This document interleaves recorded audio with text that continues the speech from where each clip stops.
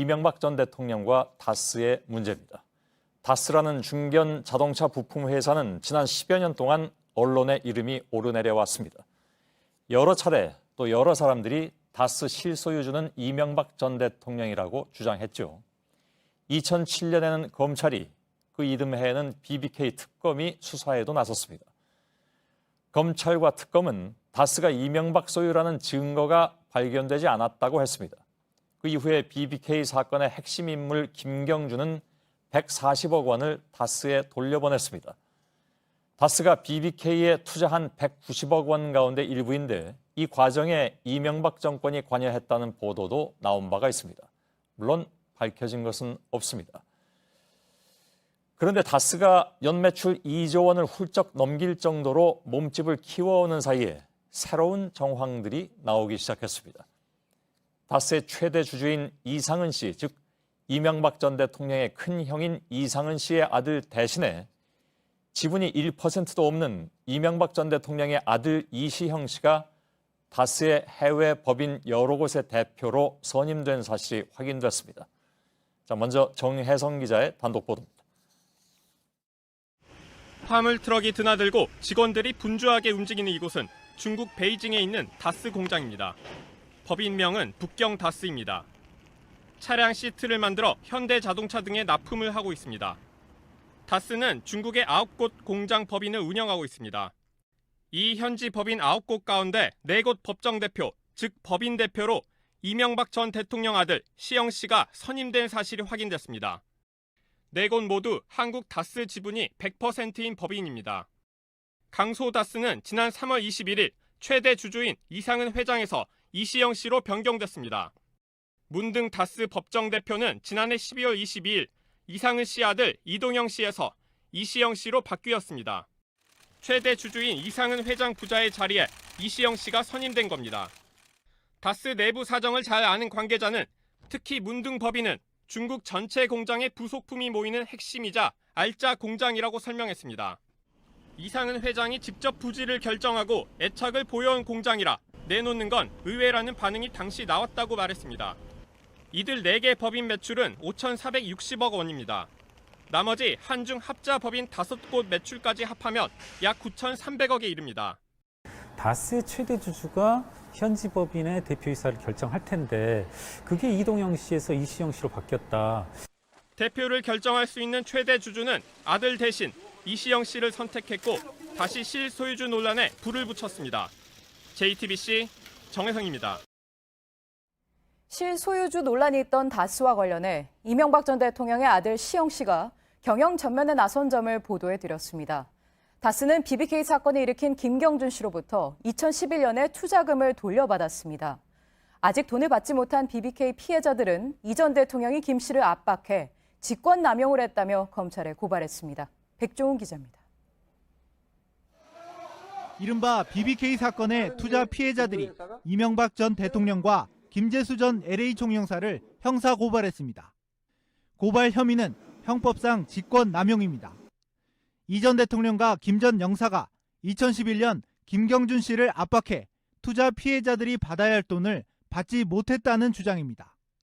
즉 김경준 씨가 2011년 당시 투자 피해자들이 아닌 다스에 투자금 190억 원 중 140억 원을 반환한 것을 문제 삼는 겁니다. 그 당시에 이명박 대통령의 청와대가 무슨 일을 하였으며 왜 그런 일을 하게 되었는가를 알고 싶고, 투자 피해자들은 이 전 대통령의 아들 시영 씨가 지분도 없는 상태에서 다스의 최고 재무 책임자로 선임됐다는 JTBC의 보도도 증거로 제출했습니다. 다스의 실소유자 논란과 이 전 대통령의 직권남용 동기가 맞물려 있다는 취지입니다. 투자 피해자들은 그러면서 다스에 대한 압수수색 등을 통해 이 전 대통령의 직권남용을 밝혀달라고 했습니다. 서울중앙지검은 다음 주 초 수사부서에 고발 사건을 배당할 방침입니다. JTBC 백종훈입니다. 다스의 비자금 조성 의혹이 담긴 내부 문건 내용을 다룬 JTBC의 오늘 아침 단독 보도 이후 파장이 커지고 있습니다.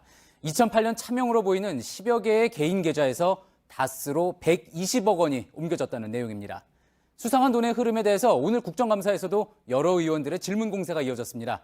다스의 진짜 주인이 누구냐, 이 의문이 커지는 상황에서 첫 비자금 의혹 문건이 나온 겁니다.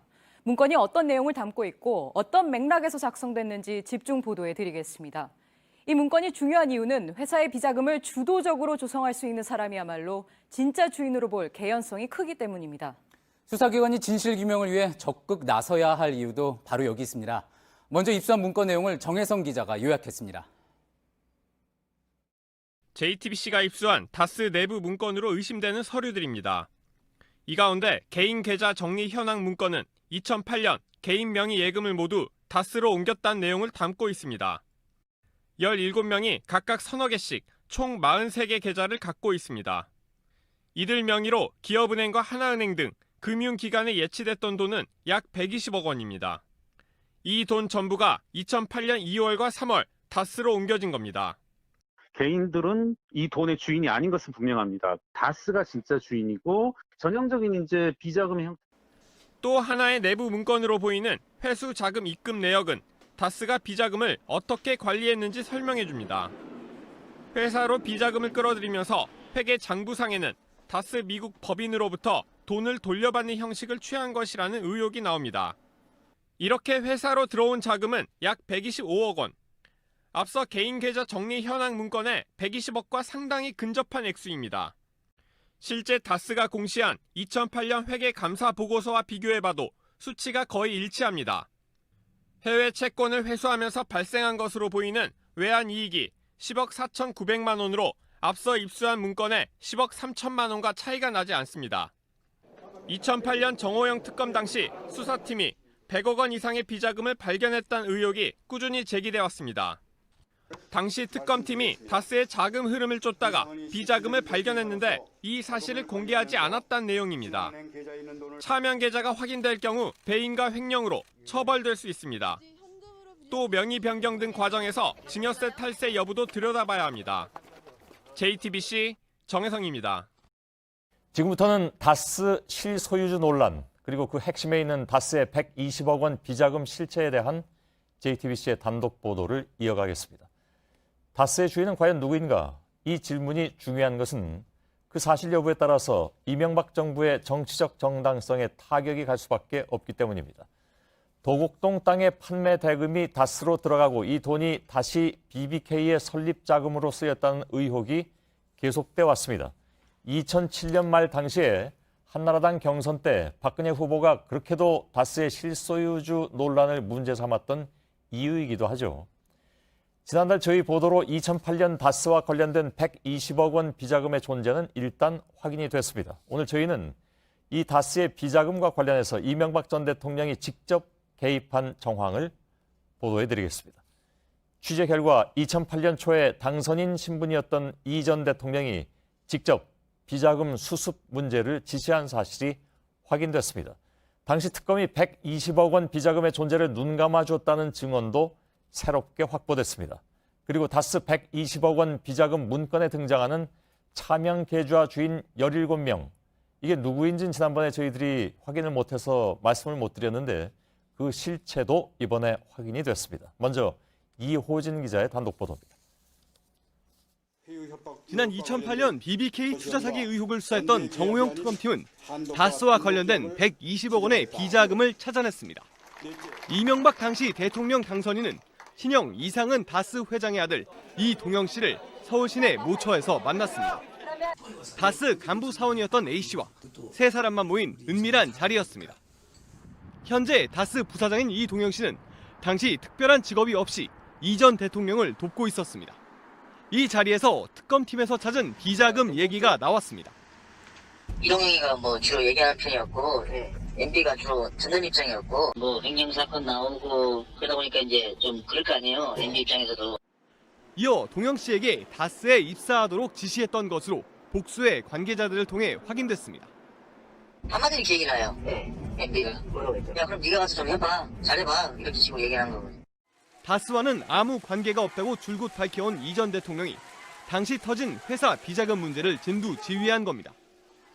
이 전 대통령은 이외에도 수차례 다스의 중요 사항을 직접 보고받아왔다고 A씨는 말했습니다. 한 일이 잘 안 된다. 비즈니스 자꾸 뭐 딴지를 건다. 진짜 좀 뭐 해외 영업 쪽을 담당을 했는데 뭐 해외 시장 개척이나 뭐 이런 식으로 좀 얘기를 많이 한 것 같아요. 종로 쪽에 그 한옥에 좀 살았잖아요. 해외 사업 등 핵심 경영 전반을 이 전 대통령 스스로 직접 챙겼다는 설명입니다.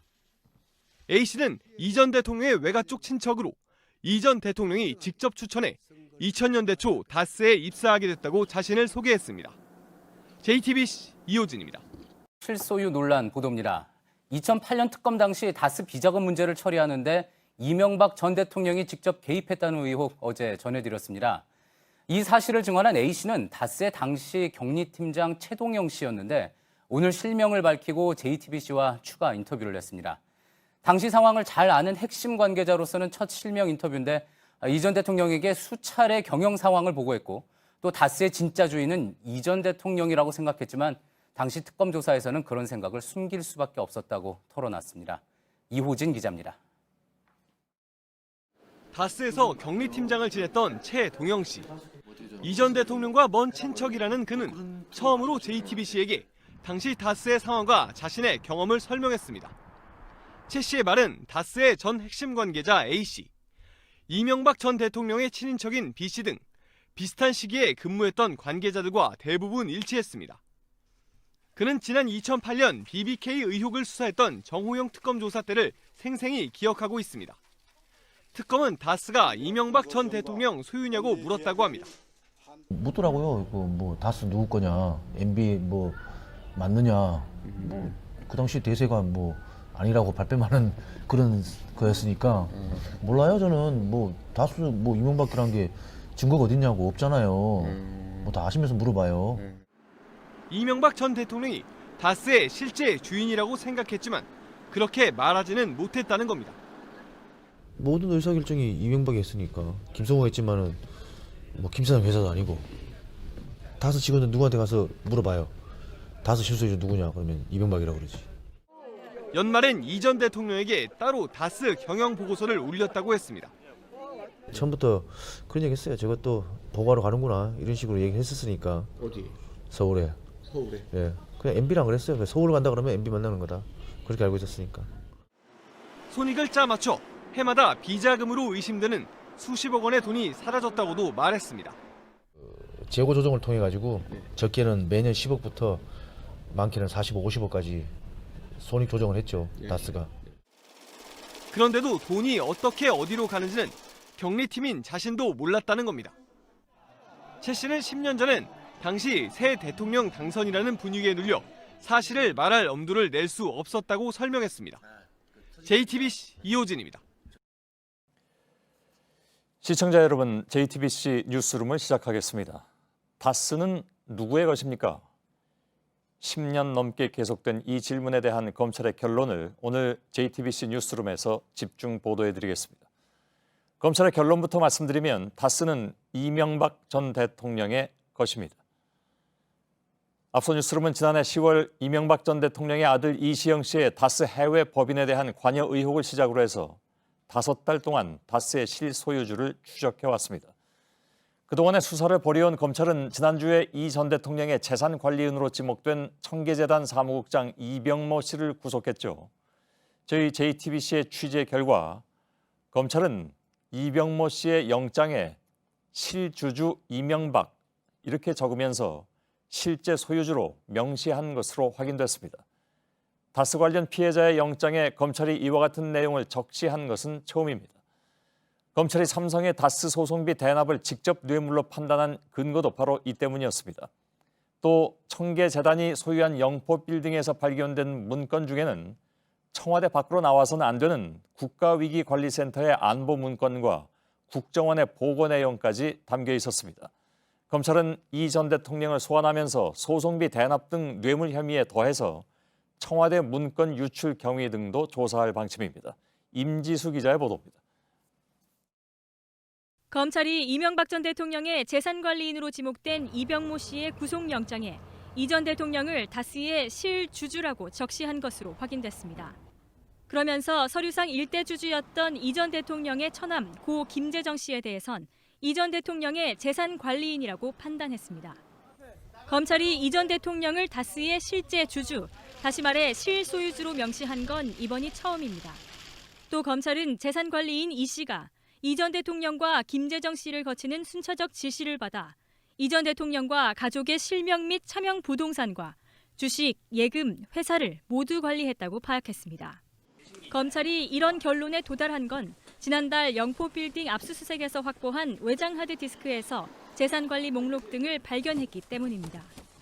또 이 씨와 함께 최근 이 전 대통령의 차명 부동산을 관리한 것으로 지목된 정모 씨의 진술과 집사로 불린 김백준 전 청와대 총무기획관의 진술도 결정적이었던 것으로 전해졌습니다. 검찰은 또 다스가 지분을 갖고 있는 금강과 홍은 프래닝 역시 이 전 대통령 회사로 결론 내렸습니다. JTBC 임지수입니다. 다스의 실주주는 이명박. 어제 저희가 보도해드린 이 문구를 검찰이 이명박 전 대통령의 재산관리인 구속영장에 넣기까지 10년이 걸렸습니다.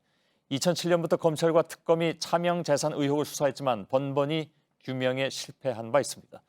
당시 이 전 대통령 측이 수사에 대비해서 조직적으로 증거를 은멸하려 한 정황이 뒤늦게 드러나고 있습니다. 이영배 씨 등 재산관리인들은 차명 계좌 명의를 빌려준 주요 참고인들에게 피해 있으라면서 검찰 수사를 무력화하려 했던 것으로 JTBC 취재 결과 파악됐습니다. 서준석 기자입니다. 검찰은 이명박 전 대통령이 여러 은행과 증권사 등의 차명 계좌를 만들어 재산을 숨겨왔다고 보고 있습니다. JTBC 취재 결과 해당 계좌들은 재산관리인인 처남 김재정 씨와 이영배 금강 대표 등이 당시 지인들의 인감도장을 빌려 개설한 것으로 파악됐습니다. 이 가운데 한 증권사 계좌에 명의를 빌려준 A씨는 이 같은 요청을 받은 시기가 1990년대 중반쯤이라고 기억했습니다. 특히 계좌 개설 시점이 강남 도곡동 땅을 팔 시점쯤이었다고 했습니다. 도곡동 땅은 이 전 대통령의 형 이상은 씨와 처남 김재정 씨의 명의로 1985년 매입된 뒤 1995년 포스코에 263억 원에 팔렸습니다. 이 전 대통령이 실제 주인이라고 의심받던 땅입니다. 그렇게 개설된 A씨의 계좌엔 한 금융회사의 주식 20만 주가 들어있었습니다. A씨는 이 주식이 이명박 전 대통령의 재산이라는 사실을 어느 정도 알고 있었다고도 밝혔습니다. A씨는 이영배 김재정 씨와 친분이 있어서 인감을 넘겼는데 당시 이들을 이 전 대통령 차명재산 관리인으로 알고 있었다고 했습니다. A씨는 또 이영배 씨 측에 내가 곤란해질 수 있으니 빨리 정리해달라고도 재촉하기도 했다고 말했습니다. 계좌 개설 20여 년이 지난 2015년쯤 돈이 모두 인출됐다는 통보를 받았는데 한 번도 만져보지 못했다고 전했습니다. JTBC 서준석입니다. 재산관리인 등 측근들의 잇따른 자백에 이어서 검찰은 최근 다스 실소유주에 관해서 또 다른 결정적인 진술을 받아냈습니다. 바로 다스의 현 사장인 강경호 씨가 이명박 전 대통령이 다스의 실소유주라고 뒤늦게 인정한 겁니다. 임지수 기자의 보도입니다. 강경호 다스 사장이 최근 검찰 조사에서 다스가 이명박 전 대통령의 것이란 진술을 한 것으로 파악됐습니다. 자신이 다스 사장직을 맡게 된 것도 이 전 대통령의 지시였고 인사 등 주요 사안에 대한 결정권이 아들 시형 씨에게 있었다는 취지로 말했다는 겁니다. 정호영 특검 수사 이후 다스 내부 수습을 도맡은 강 사장은 그 시기 진행된 다스의 투자금 회수 소송 내막에 대해서도 잘 아는 인물입니다. 이달 초부터 수차례 조사를 받은 강 사장은 이 전 대통령과 다스의 관계를 강력하게 부인하다 최근 진술을 번복한 것으로 알려졌습니다. 과거 검찰과 특검 수사에서 이 전 대통령에게 유리하게 거짓말을 했다는 자백도 줄줄이 이어지고 있습니다. 김성우 전 다스 사장은 자수서까지 제출하며 특검 수사 당시 거짓 진술을 자백했고 재산관리인 이병모 씨도 당시 진술을 뒤집고 도곡동 땅 실소유주는 이 전 대통령이고 다스 역시 이 전 대통령의 소유라고 말한 것으로 전해집니다. 10년 만에 내놓은 다스 실소유주 의혹에 대한 검찰의 결론이 더욱 선명해지고 있습니다. JTBC 임지수입니다. 저는 오늘 참담한 심정으로 이 자리에 섰습니다. 무엇보다도 인생 경제가 어렵고 한반도를 둘러싼 안보 환경이 매우 엄중할 때 저와 관련된 일로 국민 여러분께 심려를 끼쳐드려서 대단히 죄송합니다. 또한 저를 믿고 지지해 주신 많은 분들과 이와 관련해서 어려움을 겪고 있는 많은 분들에게도 진심으로 미안하다는 말씀을 드립니다. 전직 대통령으로서 물론 하고 싶은 이야기도 많습니다만은 말을 아껴야 한다고 스스로 다짐하고 있습니다. 다만 바라건대 역사에서 이번 일로 마지막이 되었으면 합니다. 다시 한번 국민 여러분들에게 죄송스럽다는 말씀을 드립니다. 국민들께 사과하셨는데요. 백억대 뇌물 혐의 모두 부인하시는 겁니까? 위험해요. 예, 이명박 전 대통령은 측근들을 거짓말쟁이로 몰아세우기도 했습니다. 자신이 검찰 포토라인에 서는데 결정적인 계기를 마련한 측근들 증언에 대해서 죄를 덜기 위해서 허위 진술을 한 것이라고 주장했다는 얘기입니다. 책임은 나에게 물으라고 했던 지난 1월과는 180도 다른 모습입니다. 임지수 기자의 보도입니다. 김백준 전 청와대 총무기획관이 구속된 직후 이명박 전 대통령은 성명을 발표합니다. 모든 일의 최종 책임은 저에게 있습니다. 나에게 물어달라. 이 무렵 김 전 기획관은 국정원 특수활동비 수수 사실, 그리고 삼성이 다스 미국 소송비를 대납한 내막을 검찰에 모두 털어놨습니다. 이어서 이 전 대통령을 그림자처럼 수행한 김희중 전 청와대 부속실장은 국정원이 상납한 특활비 1억 원을 김윤옥 여사 측에 전달했다고 진술했습니다. 하지만 검찰에 따르면 이 전 대통령은 어제 조사에서 이들의 진술이 모두 거짓이라고 공격했습니다. 두 사람이 처벌을 받지 않거나 죄를 가볍게 하기 위해 허위 진술을 했다는 겁니다. 또 이 전 대통령은 다스 설립부터 관여한 측근 김성우 전 다스 사장의 진술도 사실이 아니라고 했습니다. 차명 재산 현황을 꼼꼼히 기록해 보고했다는 재산 관리인들과 아버지가 사실상 바지 회장이었다고 밝힌 조카 이동형 씨 진술도 마찬가지였습니다. 이 전 대통령은 혐의를 뒷받침하는 진술이 나올 때마다 이같이 반응했지만 별다른 반박 증거를 제시하지는 못했다고 합니다. JTBC 임지수입니다. 검찰이 오늘 이명박 전 대통령에 대해서 결국 구속영장을 청구했습니다. 다스의 실제 주인을 찾는 것에서 시작된 이번 수사는 이 전 대통령과 그 집안 인사들이 엮인 거액의 뇌물과 횡령 사건으로 커졌습니다. 오늘 검찰은 이 전 대통령에 대해서 이와 같은 범죄에 단순히 연루된 것을 넘어서 주범이자 지시자 그리고 수혜자라고 결론 냈습니다. 검찰은 측근들이 오랜 동안 증거를 인멸해왔고 그리고 이명박 전 대통령이 계속해서 혐의를 부인해왔기 때문에 영장 청구의 결정적인 계기가 됐다고 설명했습니다. 구속을 하지 않으면 이 전 대통령 측이 또 증거 인멸을 할 것이다 이렇게 우려된다는 것입니다. 전두환 노태우 씨와 박근혜 전 대통령에 이어서 헌정사상 네 번째로 구속영장이 청구된 이 전 대통령은 이제 며칠 뒤에 법원의 영장 실질 심사를 통해서 구속이냐 불구속이냐의 기로에 서게 됐습니다. 먼저 검찰 취재 기자를 연결하겠습니다. 자, 한민용 기자, 이명박 전 대통령에 대한 구속영장이 청구됐습니다. 검찰 입장에선 뭐랄까 긴박한 하루였을 것 같은데 오후 5시 30분이 돼서야 청구 사실이 알려졌죠. 네, 2시간 반 전인 5시 30분쯤 검찰은 이명박 전 대통령에 대한 구속영장을 청구했습니다. 문무일 검찰총장은 조금 전 퇴근길에 취재진에게 법과 원칙에 따랐다고 말했는데 직접 들어보겠습니다. 오늘 이명박 전 대통령 구속영장 청구하셨는데 국민들께 직접 한 말씀 부탁드리겠습니다. 법률가로서 법과 원칙에 따라 결정하였습니다. 영장 검찰은 오늘 영장 청구 직전까지 윤석열 서울중앙지검장과 한동훈 3차장 검사 등이 직접 영장 청구서와 이 전 대통령의 범죄 사실을 검토하는 등 긴박한 모습을 보였습니다. 구속영장 청구서만 200쪽이 넘고 구속이 필요하다는 의견을 밝힌 의견서만 1000쪽에 달하는 것으로 파악됐습니다. 이에 앞서 문무일 검찰총장은 오늘 오후 박상기 법무부 장관을 찾아 구속 수사가 필요하다는 입장을 전달했고 박 장관 역시 구속의 필요성에 동의했다고 합니다. 범죄 혐의가 무거워 구속 수사가 필요하다는 수사팀의 의견을 적극 반영한 건데요. 박 장관은 전직 대통령은 대외적 이미지 등 때문에 불구속 수사가 바람직하지만 증거인멸 가능성 등을 고려해 검찰에서 최종 판단하라는 의견을 전달했다고 합니다. 예, 결국 검찰에서는 이 전 대통령 측의 증거인멸 시도가 계속 이어질 것이다 이런 판단을 내린 것 같습니다. 구속영장에도 그런 부분이 담긴 거겠죠?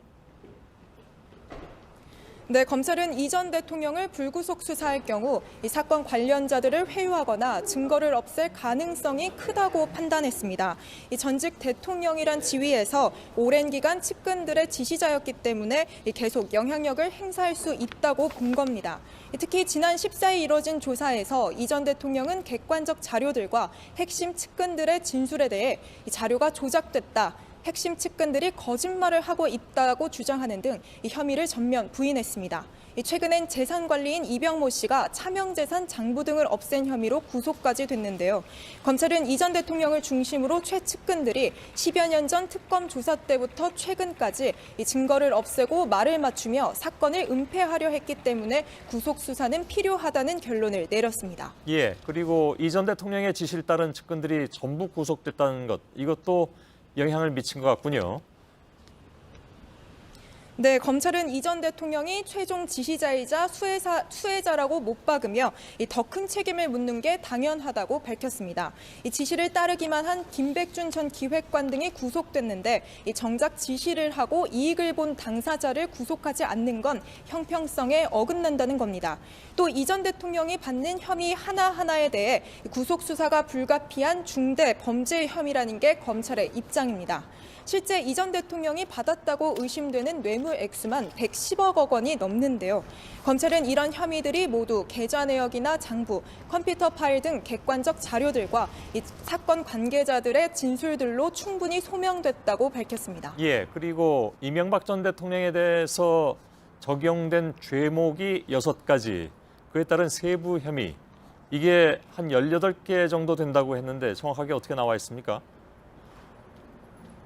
네, 우선 다스가 이 전 대통령의 소유라는 전제하에 350억 원대 비자금을 조성했다는 등의 특경법상 횡령 혐의와 BBK로부터 투자금 140억 원을 회수하는 과정에 국가기관을 동원했다는 직권남용 권리방해 혐의가 적용됐습니다. 또한 국정원, 삼성전자, 이팔성 전 우리금융지주 회장 등으로부터 110억 원대 뒷돈을 받았다는 특가법상 뇌물 혐의와 특가법상 국고손실 혐의도 받고 있습니다. 청와대 문건을 반출해 영포빌딩에 보관한 이 대통령 기록물 관리법 위반 혐의와 이 특가법상 조세포탈 혐의도 이 전 대통령이 받는 혐의 중 하나입니다. 예, 아무튼 혐의가 굉장히 많습니다. 그래서 질적으로 보나 양적으로 보나 박근혜 전 대통령보다 더하면 더하지 못하지 않다, 이것이 검찰의 입장인 것 같은데, 그런데 문제는 이게 아직 끝이 아니다, 이게 검찰의 입장이라면서요? 네, 검찰은 우선 충분히 소명된 혐의만 우선적으로 적용했다고 밝혔습니다.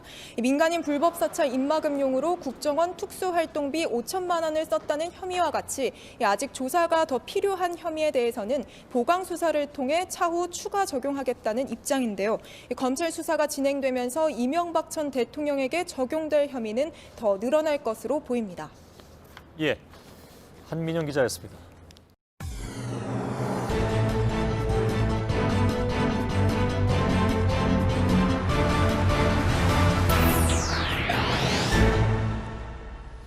뉴스룸의 앵커 브리핑을 시작하겠습니다. 그는 거짓을 말하고 있는 것이 아니다. 이명박 전 대통령의 서울시장 재직 시절에 그의 책을 만드는 과정에 여러 번 참여했던 한 관계자는 그렇게 말했습니다. 조작된 문서다. 측근들의 허위 진술이다. 나만 깨끗하게 한다고 되는 건 아닌 것 같다고 말했다는 전직 대통령. 그 말들은 그저 거짓으로 꾸며낸 이야기가 아니라 진심에서 우러나온 것일 수도 있다는 이야기. 그러면서 그는 과거에 자신이 만나본 이명박 당시 서울시장에 대한 일화를 전해주었습니다. 실패한 이야기도 해주십시오. 성공담뿐만이 아니라 패배한 뼈아픈 경험도 넣어야 했기에 책을 준비하던 이들은 실패담을 들려달라고 요구했던 것입니다. 그러나 참으로 묘했던 것은 실패했다는 그 이야기 역시 무늬만 실패일 뿐 종래에는 아름다운 승리로 마무리가 되더라는 것. 책을 만드는 사람들은 난처했습니다. 이렇게 하시면 책이 재미없어집니다. 설득하려 했지만 돌아온 대답은 대략 이러했다는군요. 나는 적이 많은 사람, 실패를 인정하는 순간 나는 부정당할 수밖에 없기 때문에 나는 실패를 실패라고 여기지 않는다. 실패도 성공이다. 그의 면전에서 이 말을 들은 사람들은 회상성 기억 조작이란 단어를 떠올렸다고 합니다. 자기 방어를 위해서 본인에게 유리한 기억만 조작해서 재구성하는 심리를 일컫는 말. 이러한 공식에서 본다면 나는 모른다, 소리는 조작됐다는 그의 말은 진심에서 우러나온 말일지도 모른다는 그런 이야기였습니다. 풀빵장수를 거친 후에 샐러리맨으로 성공 신화를 쓰고 대통령이 되기까지, 그래서 그는 늘 입에 붙은 대로 안 해본 것이 없는 사람이었고 컴퓨터가 달린 불도저처럼 모든 실패를 묻어버리고 오로지 앞만 보고 달렸는지도 모를 일이죠.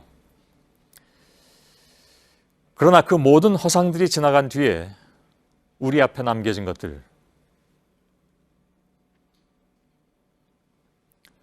어찌 보면 그는 자신의 임기를 통틀어 우리 모두를 회상성 기억 조작의 공범으로 만들려 했던 것은 아닐까.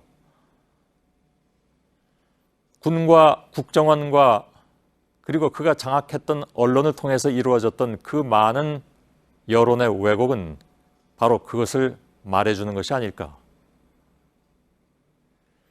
그래서 그는 예나 지금이나 이렇게 외치고 싶은 것.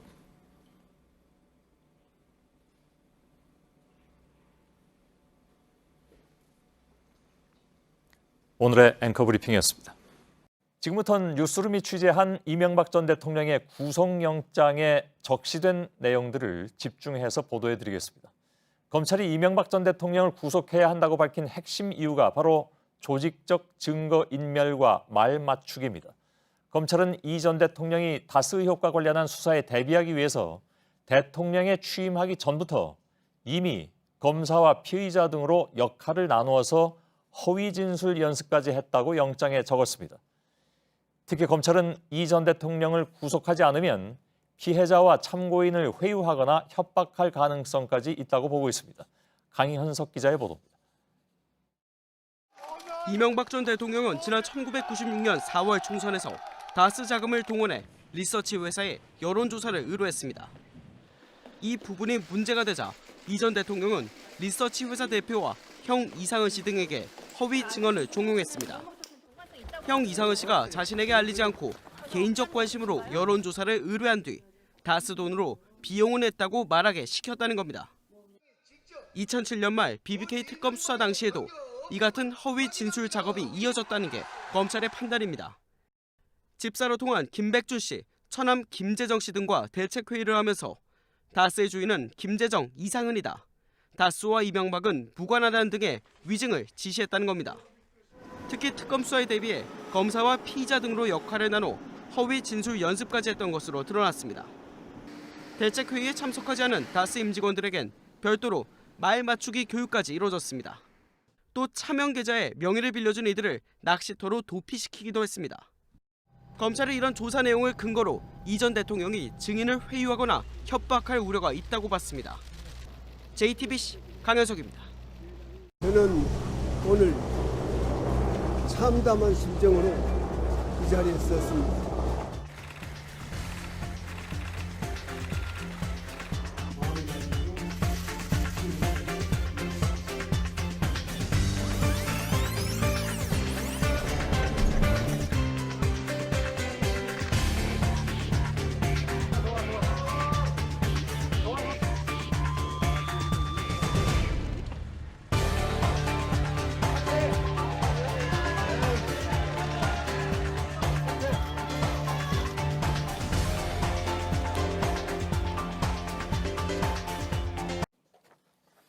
이 전 대통령 구속의 스모킹건, 즉 결정적인 증거는 영포빌딩에서 나온 수천 건의 청와대 문건이었습니다. 검찰은 이 전 대통령 측이 이들 문건을 의도적으로 빼돌려 숨겨놓은 걸로 보고 있습니다.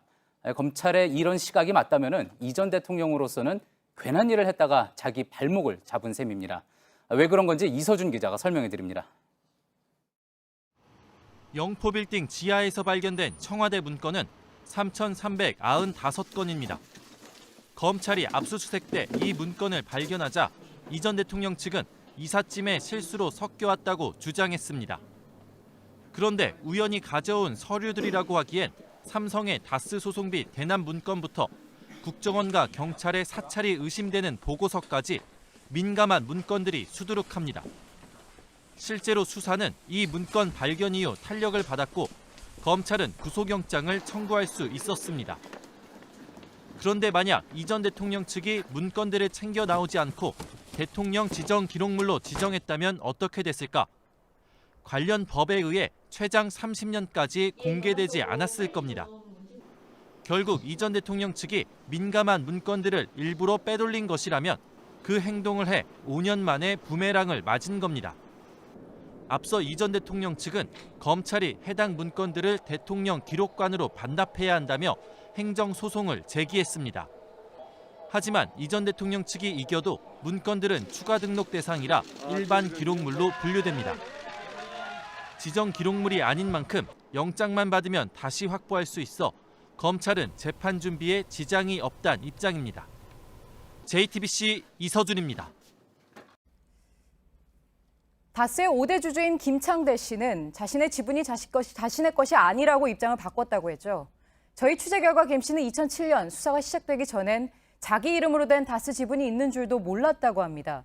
그런데도 내 지분이 맞다고 했던 건 이 전 대통령 측이 부탁해서였다고 진술한 걸로 알려졌습니다. 한민용 기자입니다. 2007년 검찰과 특검은 다스 실소유주 문제를 확인하기 위해 4%대 지분을 가진 김창대 씨를 조사했습니다. 당시 김 씨는 내 지분이 맞다고 주장했지만 최근 검찰 조사에선 이를 180도 뒤집었습니다. 자신이 보유한 4.2% 지분이 모두 이 전 대통령의 차명 지분이란 걸 인정한 겁니다. 김 씨는 특히 2007년 검찰 수사가 시작되기 전까진 내 이름으로 된 다스 지분이 있다는 것조차 전혀 몰랐다고 진술했습니다. 등기상으론 1998년부터 주주로 이름을 올렸지만 10년 가까이 김 씨는 그 사실조차 몰랐던 겁니다. 김 씨는 과거에 거짓 진술을 한 이유를 상세히 털어놨습니다. 당시 조사를 받기 전 이 전 대통령의 처남 고 김재정 씨가 부탁을 해 어쩔 수 없이 따랐다는 겁니다. 김창대 씨는 그동안 해외에 머물며 검찰 소환에 응하지 않았지만 이 전 대통령이 구속되자 마음을 바꾼 것으로 전해졌습니다. JTBC 한민용입니다. 이명박 전 대통령은 공책에 직접 써온 입장문을 12분 동안 읽으면서 혐의를 부인했습니다. 수임번호 716번을 달기에 한 출발점인 다스 의혹에 대해서는 형님 것이라는 기존의 주장을 되풀이했습니다. 삼성에서 뇌물을 받았다는 것은 모욕이라고도 했습니다. 그러나 검찰은 그동안 확보한 관련자 진술을 말풍선으로 정리한 대화 형태의 프레젠테이션 자료까지 띄워가면서 16개 혐의를 조목조목 설명했습니다. 김선미 기자입니다. 첫 재판에 나온 이명박 전 대통령은 자신의 입장을 적극적으로 밝혔습니다. 미리 공책에 빼곡히 써온 글을 12분 동안 읽었습니다. 먼저 검찰도 무리한 기소라는 것을 인정할 것이라며 재판부가 검찰 증거에 대한 신빙성을 검토해달라고 했습니다. 특히 구속수감의 출발점이 됐던 다스에 대해선 형님과 처남이 만들어 운영하고 30년간 문제없던 회사에 국가가 개입하는 것이 온당한지 의문이라고 했습니다. 다스의 미국 소송비 67억 원과 관련해 삼성에서 뇌물로 받고 이건희 회장을 사면시켜줬다는 것에 대해선 평창올림픽 유치를 위해 IOC 위원인 이 회장을 사면한 것이라며 그 대가로 뇌물을 받았다는 건 충격이자 모욕이라고 주장했습니다. 하지만 검찰은 관련자들에게서 받은 진술을 말풍선 형태로 만든 프레젠테이션까지 이용해 16개 혐의를 낱낱이 설명했습니다. 검찰은 이 전 대통령이 다스의 주요 현황을 직접 결정하고 삼성에서 다스 소송비를 받은 증거가 충분하다고 했습니다. JTBC 김선미입니다. 다스는 누구의 것이냐는 질문에서 시작된 이명박 전 대통령의 범죄 혐의에 대해서 검찰이 징역 20년을 구형했습니다. 이 전 대통령은 16분간의 최후 진술에서 가진 재산은 집 한 채가 전부라면서 부당하게 돈을 챙긴 적이 없다고 주장했습니다.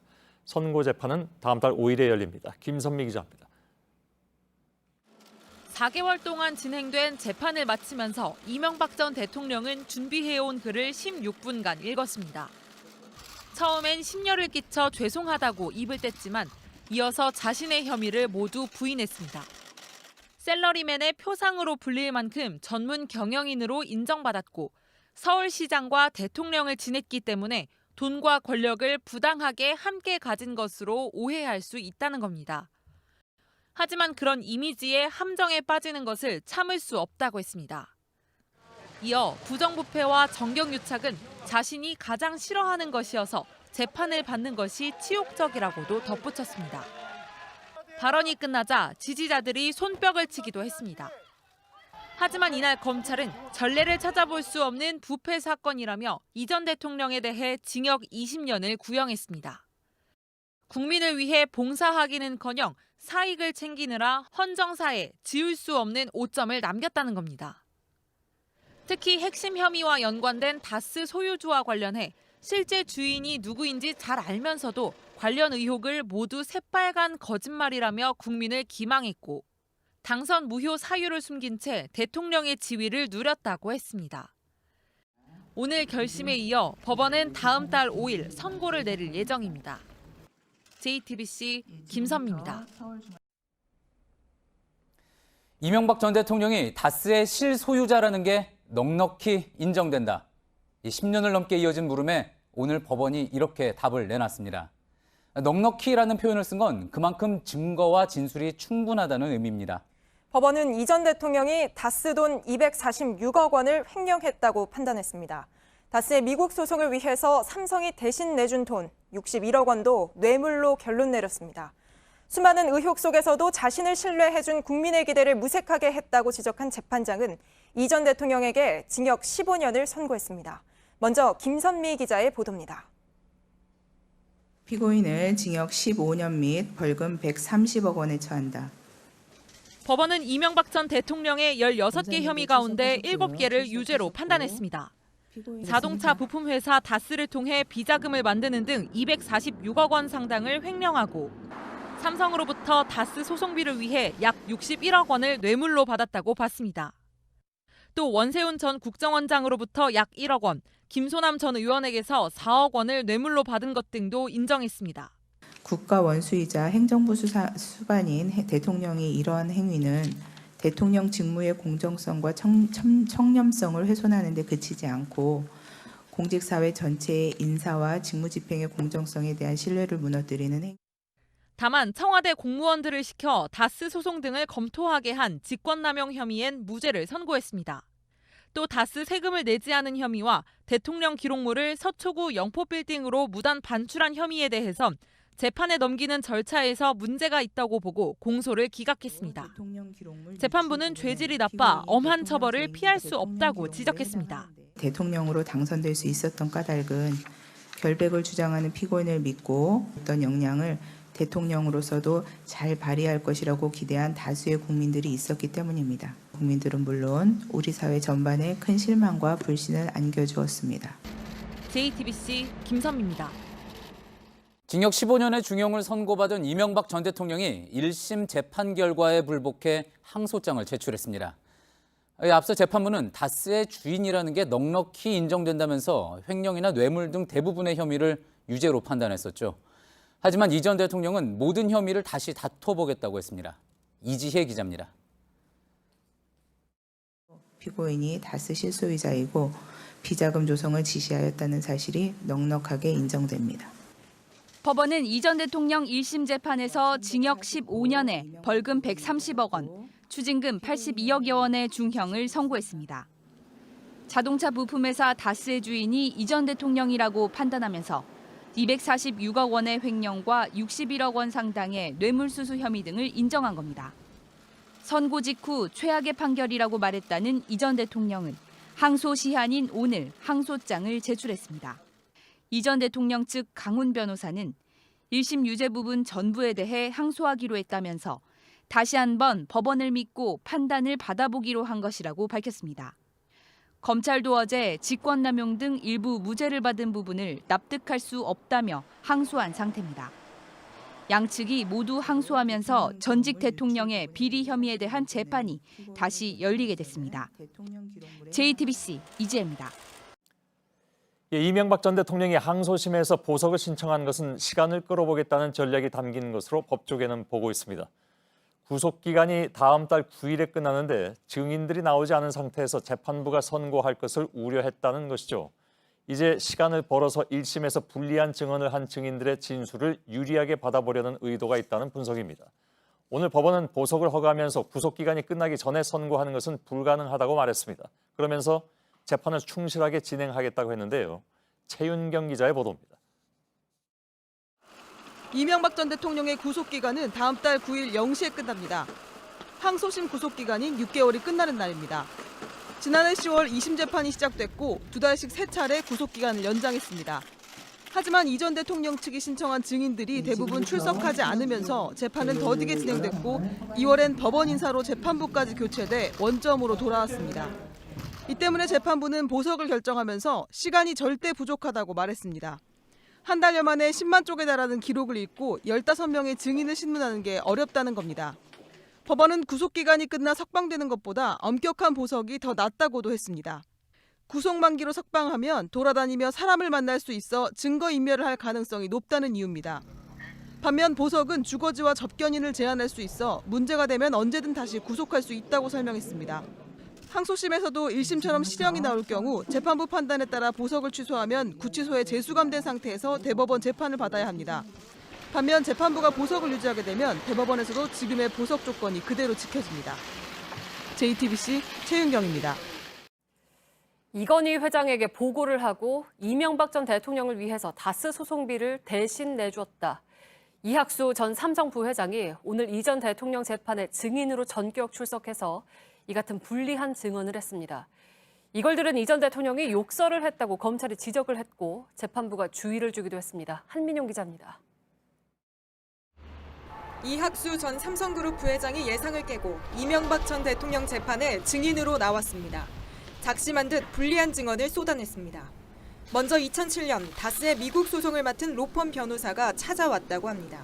이명박 당시 대통령 후보를 위해 비용이 들어가니 삼성이 내줬으면 좋겠다고 했다는 겁니다. 이후 이건희 회장에게 보고를 하고 약 68억 원의 소송비를 대신 냈다고 했습니다. 이 전 대통령 변호인은 이건희 회장에게 보고할 만한 액수가 아니지 않느냐고 했습니다.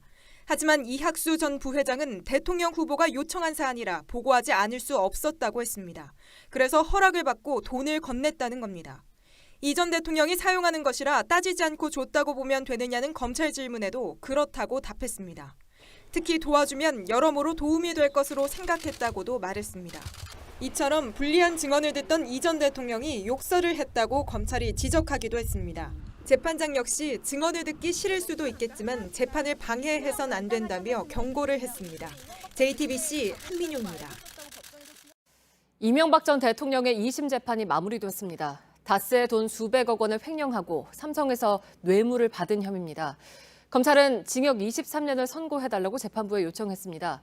이 전 대통령은 검찰은 사람을 죽이지 않아도 살인자로 만들 수 있겠다 생각했다며 혐의를 부인했습니다. 최윤경 기자의 보도입니다. 이명박 전 대통령의 항소심 결심 공판에서 검찰이 징역 23년을 선고해달라고 재판부에 요청했습니다. 징역 15년을 선고한 1심 판결보다 8년 무거운 혐의입니다. 검찰은 이 전 대통령이 다스의 회사 돈 350억여 원을 횡령하고 삼성 등에서 160억여 원의 뇌물을 받았다고 보고 있습니다. 검찰은 재판에서 이 전 대통령은 국민을 기망하면서 다스를 차명 소유했다고 지적했습니다. 뇌물의 대가로 자리를 챙겨주는 소설 같은 일이 일어났다고도 비판했습니다. 하지만 이 전 대통령은 30여 분간의 최후 진술에서 모든 혐의를 부인했습니다. 다스가 내 회사라면 사장과 격리 책임자가 20년간 횡령하도록 뒀겠느냐며 실소유주가 아니라고 했고 어느 대기업이 뇌물을 매달 주고 장부 처리를 하느냐며 뇌물 혐의도 인정하지 않았습니다. 검찰은 사람을 죽이지 않아도 살인자로 만들 수 있겠다고 생각했다면서 노골적으로 비판하기도 했습니다. 이 전 대통령에 대한 항소심 선고는 다음 달 19일 내려집니다. JTBC 최윤경입니다. 뉴스룸을 시작합니다. 대법원이 오늘 전직 대통령 이명박 씨에 대해 징역 17년의 유죄를 확정했습니다. 국가는 금고형 이상이 확정된 이명박 씨를 더 이상 전직 대통령으로서 예우하지 않습니다. JTBC 뉴스룸은 이런 점들을 종합적으로 검토해 이 전 대통령으로 부르던 호칭을 바꾸기로 했습니다. 13년 전 다스 등을 둘러싼 문제를 놓고 이명박 씨는 이렇게 말했습니다. 새빨간 거짓말입니다. 저는 그런 삶을 살아오지 않았습니다. 하지만 오늘 대법원의 판결을 통해 거짓을 말한 사람이 정작 누구였는지 명확해졌습니다. 다스를 실제로 소유하면서 자금을 횡령하고 여기에 삼성에서 뇌물을 받은 혐의까지 인정된 겁니다. 먼저 이명박 씨에 대한 판결 내용을 오선민 기자가 보도합니다. 전직 대통령 이명박 씨에게 징역 17년이 확정됐습니다. 재판에 넘겨진 지 2년 반 만에 나온 결과입니다. 이 씨는 1992년부터 2007년까지 다스를 실제로 소유하면서 회사 돈 약 349억 원을 횡령하고 삼성그룹 등에서 163억 원가량의 뇌물을 받은 혐의 등으로 기소됐습니다. 1심에선 16개의 혐의 가운데 7개를 유죄로 보고 징역 15년과 벌금 130억 원, 추징금 82억 원을 선고했습니다.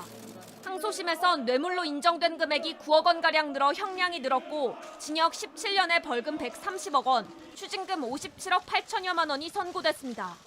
대법원은 항소심의 이 같은 판단을 그대로 확정했습니다. 이 씨가 다스의 실소유주로서 비자금 241억 원 등 총 252억 원을 빼돌렸다고 인정했습니다. 삼성그룹에선 다스의 미국 소송비 명목으로 89억여 원의 뇌물을 받았다고 봤습니다. 삼성이 뇌물을 준 배경엔 이건희 삼성그룹 회장의 특별 사면이 있다고 판단했습니다. 원세훈 전 국정원장으로부터 10만 달러의 국정원 특수활동비를 받아 사용한 것도 뇌물로 봤습니다. 국가정보원에서 넘어온 특수활동비 4억 원에 대해선 국고 손실 혐의가 있다고 결론 내렸습니다. 재판부는 항소심 재판부가 보석을 취소한 것에 불복해 이 씨가 재항고한 사건도 기각했습니다. 이 씨는 변호인을 통해 법원은 공정하지도 정의롭지도 못했다며 진실은 반드시 밝혀질 것이라고 밝혔습니다. JTBC 오선민입니다. 검찰의 수사 역시 대선을 앞둔 2007년에 처음 시작됐습니다. 결론은 이명박 씨를 다스의 실소유자로 볼 증거가 없다였습니다. 대선 직후 특검의 수사 결과도 비슷했습니다. 하지만 2018년에 다시 시작한 수사에서 실소유자가 이명박 씨라고 결론낸 검찰은 재판에 넘기며 당시에 밝혀졌으면 대통령 당선이 무효가 될 수 있었다고 했습니다. 오늘 확정 판결이 있기까지 13년간의 과정을 박병현 기자가 정리했습니다. 다스의 존재가 본격적으로 알려진 건 2007년 7월 약 13년 전입니다. 당시 한나라당 대선 후보 경선 때입니다. 도곡동 땅과 다스의 실제 주인이 이명박 씨가 아니냐 논란이 불거졌습니다. 이 씨는 사실이 아니라고 했고 2007년 12월 대통령 선거 전에 서울중앙지검은 이 씨 소유로 볼 증거가 없다고 결론 내렸습니다. 검찰 수사 결과에 공정성 논란이 불거졌고 대선이 끝난 2008년 1월 정호영 특검이 다시 수사에 나섰습니다. 하지만 결론은 같았습니다. 다스 주식을 이 씨가 가진 사실이 없다는 게 특검의 결과였습니다. 10년 넘게 다스 의혹은 의심만 무성한 상태였습니다. 2017년 새로운 사실이 드러났습니다. 정호영 특검의 부실 수사 논란입니다. 당시 특검이 다스가 비자금을 만들었다는 증거 서류를 확보하고도 이 씨 측에 그대로 돌려준 사실이 드러났습니다. 시민단체가 검찰에 고발했고 2018년 1월 검찰은 다스 본사 등을 압수수색하며 다시 수사에 나섰습니다. 김성우 전 다스 사장, 김백준 전 청와대 총무비서관 등 이 씨 측 핵심 인물들이 과거 수사 때와 달리 진술을 바꾸기 시작했습니다. 그해 3월 검찰은 이 씨를 구속했습니다. 그리고 4월 자신들의 과거 수사 결과를 뒤집고 이 씨를 재판에 넘겼습니다. 검찰은 84쪽에 달하는 공소장에 다스는 이 씨 것이란 결론을 내렸습니다. 당시 공소장엔 2008년 1월까지 대법원에 소송이 제기돼 판결이 확정나면 당선이 무효가 될 수 있었다고 적혀 있습니다. JTBC 박병현입니다. 법조팀의 이지혜 기자가 나와 있습니다. 네, 이 기자 13년이나 이어졌습니다. 검찰 그리고 특검이 수사를 했는데 다스의 실소유자가 안 드러났고 그리고 다시 검찰이 수사에 들어갔던 거잖아요. 그 계기가 뭐였습니까? 네, 2017년 10월 BBK 주가 조작 피해자들이 고발을 하지 않았다면 검찰 수사는 없었을 수도 있습니다.